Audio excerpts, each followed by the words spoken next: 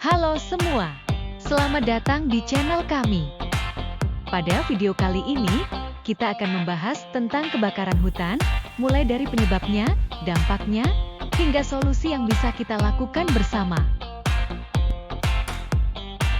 Video ini disusun oleh kelompok 5 yang beranggotakan Ayu Diah Purwati, Eva Zilviana, Putri Asabella Fortuna, dan Yunika Aprilia Svarotin.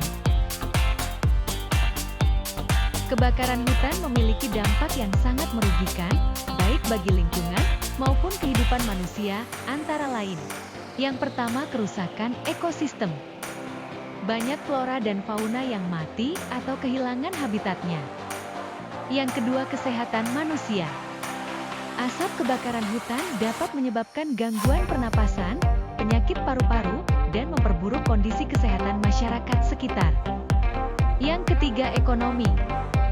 Kebakaran hutan mengganggu sektor pertanian, pariwisata, dan mengakibatkan kerugian finansial yang besar. Kebakaran hutan menghancurkan habitat alami hewan dan tumbuhan. Hutan yang sebelumnya menyediakan tempat tinggal, makanan, dan perlindungan bagi berbagai spesies menjadi tandus dan tidak dapat mendukung kehidupan. Hewan-hewan yang selamat seringkali harus mencari habitat baru, yang bisa menyebabkan persaingan dengan spesies lain atau kesulitan menemukan sumber makanan. Selain itu, asap dari kebakaran hutan membawa dampak serius pada kesehatan manusia. Asap tersebut dapat menyebabkan gangguan pernapasan, penyakit paru-paru seperti bronkitis dan pneumonia, serta memperburuk kondisi kesehatan jantung dan pembuluh darah. Anak-anak, lansia, dan mereka yang memiliki kondisi kesehatan kronis sangat rentan terhadap dampak ini. Kebakaran hutan juga dapat menyebabkan stres dan gangguan kesehatan mental. Kebakaran hutan berdampak signifikan pada ekonomi, mengganggu sektor pertanian dan pariwisata, serta menyebabkan kerugian finansial besar. Tani kehilangan hasil panen dan harga komoditas naik, sementara destinasi pariwisata rusak dan pendapatan lokal menurun. Kerusakan infrastruktur dan aset berharga menyebabkan biaya pemulihan yang tinggi, sementara kondisi kesehatan buruk akibat asap mengurangi produktivitas tenaga kerja dan meningkatkan biaya kesehatan. Investasi jangka panjang juga terhambat karena kebakaran yang berulang.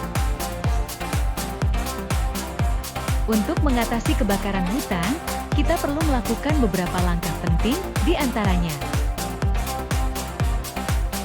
Pencegahan. Memberikan edukasi kepada masyarakat tentang bahaya kebakaran hutan dan cara mencegahnya, serta menerapkan penegakan hukum yang tegas terhadap pelaku pembakaran hutan. Reboisasi adalah proses penting dalam mengatasi dampak kebakaran hutan. Ini melibatkan penanaman kembali pohon dan tanaman yang telah rusak atau terbakar dalam kebakaran hutan. Tujuannya adalah untuk memulihkan ekosistem yang terganggu dan mengembalikan fungsi ekologis hutan yang hilang akibat kebakaran. Proses reboisasi membutuhkan pemilihan spesies yang tepat, perawatan tanaman yang baik, dan pemantauan terus-menerus untuk memastikan kesuksesan regenerasi hutan. Penggunaan teknologi canggih, terutama satelit, memungkinkan deteksi dini kebakaran hutan. Satelit dapat memantau area yang luas secara real-time dan mendeteksi tanda-tanda kebakaran seperti panas dan asap. Informasi ini kemudian dapat dikirimkan ke pusat pemantauan untuk tindakan cepat.